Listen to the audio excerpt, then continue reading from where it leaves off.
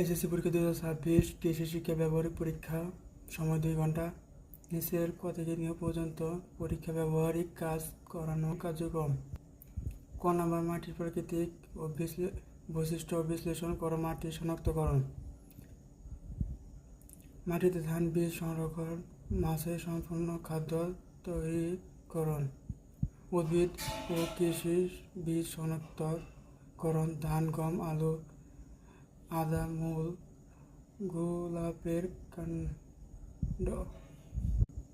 পুকুরে পর্যাপ্ত প্রাকৃতিক খাদ্য উপস্থাপিত নির্ণয়। গবাদি পশু খাদ্য হিসেবে ছাই তৈরিকরণ। সরবরাহকৃত ও নমুনা থেকে বিভিন্ন প্রকার ঔষধি উদ্ভিদ ও শনাক্তকরণ। সরবরাহকৃত গুড় ও কাঠের ভলিউম নির্ণয় করা। ভলিউম 10 কেজি ধানে খাদ্য তৈরি করে তালিকা। পুকুরে সার ও চুন প্রয়োজন পরিমাণ নির্ণয়। ব্যবহারিক খাতা ও মৌখিক অভিক্ষা।